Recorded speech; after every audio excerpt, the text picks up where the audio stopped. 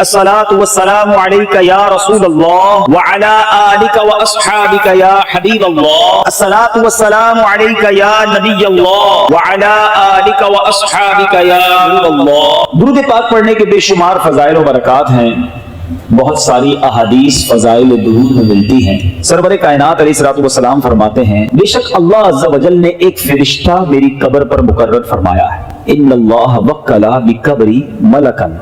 और फिर आका फरमाते हैं, अल्लाह ताला ने जिसे तमाम मखलूक की आवाजें सुनने की ताकत अता फरमाई है। आका फरमाते हैं, बस कोई कयामत तक जब मुझ पर दुरूद पाक पढ़ता है तो वो मुझे उसका और उसके बाप का नाम पेश करता है और कहता है, फुलां बिन फुलां ने या रसूल अल्लाह आप पर दुरूद भेजा है। तो गोया मतलब ये हुआ कि बारगाह रिसालत में हाजिरी का टिकट है। आप अगर चाहते हैं कि रोज मेरी हाजिरी लगे तो दुरूद पाक अपना मामूल बना लीजिए। सल्लल्लाहु अलल हबीब सल्लल्लाहु तआला अला मुहम्मद सल्लल्लाहु अलैहि वसल्लम।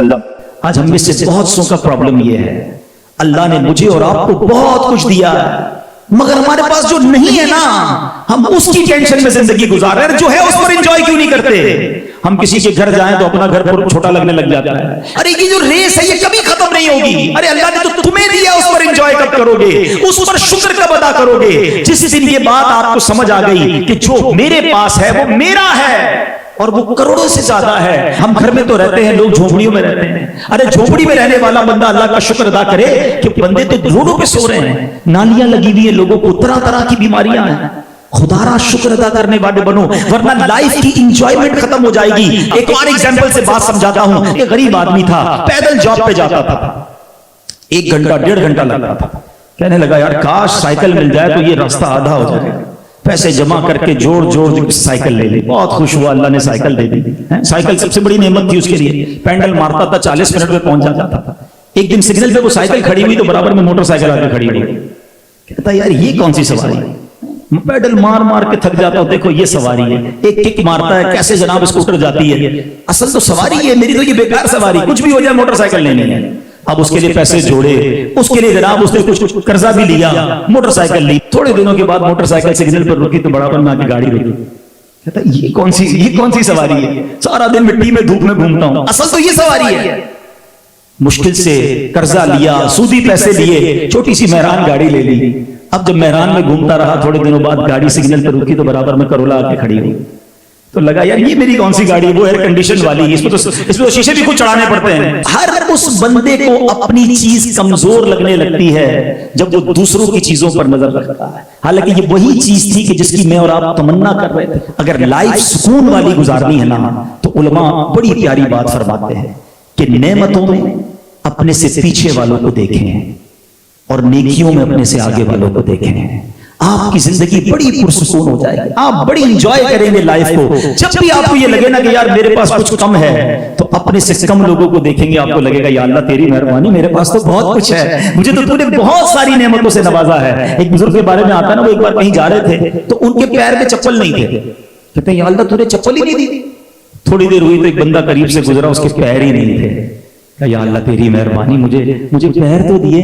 कंपटीशन जरूर करें, मगर घर में, गाड़ी में, बंगले में, फैक्ट्री में, दुनिया में नहीं। करना है तो नेकियों में करे ना। भूल गए आप गज़वा तबूक, जब हजरत उमर फारूक रज़ियल्लाहु अन्हु थोड़े से पैसे थे। आज हाल क्या है, बंदे के पास थोड़े पैसे आ जाए, कहता बड़े अरमान थे, वो गुनाह अभी तक नहीं किया, अब पैसे आए हैं, अब मैं वो करूंगा।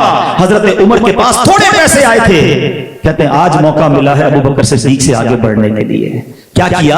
नबी पाक के पास अपना 50% वेल्थ लेके चले गए कि हुजूर अल्लाह के दीन के लिए लाया हूं। ऐ उमर क्या लाए हो? क्या हुजूर 50% लाया हूं। घर वालों के लिए क्या छोड़ा है? आधा घर वालों के लिए छोड़ा है। हजरत उमर कहते हैं मैंने सोच लिया कि आज शायद मैं हजरत अबू बकर से नेकियों में आगे बढ़ जाऊंगा। मगर ये कैसा शानदार कंपटीशन था कि हजरत अबू बकर सिद्दीक जब आते हैं तो सामान लेकर आते हैं। मेरे आका कहते हैं अबू बकर क्या लाए हो? क्या हुजूर घर में जो कुछ था सब ले आया हूं। ऐ अबू बकर घर वालों के लिए क्या छोड़ा है?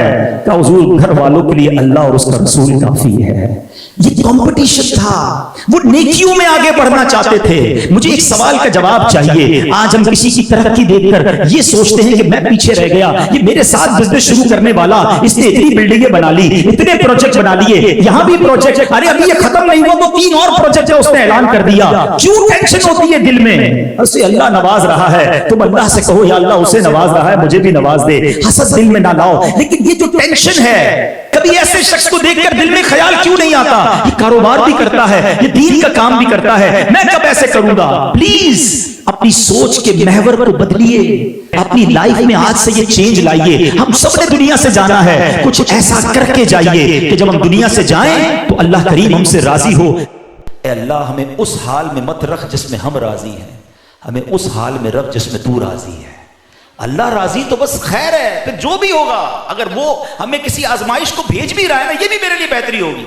ایسے حدیث پاک میں مضمون بھی ملتا ہے کہ اللہ کریم نے کچھ لوگوں کے لیے ایک مقام رکھا ہوتا ہے اور وہ اپنی عبادت سے, اپنے سجدوں سے, اپنی نیکیوں سے وہ مقام نہیں پا رہے ہوتے, وہ وہاں تک ریچ نہیں کر پا رہے ہوتے. تو اللہ کریم ان پر آزمائش بھیجتا ہے. کوئی بیماری آتی ہے, کوئی ٹینشن آتی ہے, بندہ صبر کرتا ہے, اللہ اس کو وہ مقام دے دیتا ہے.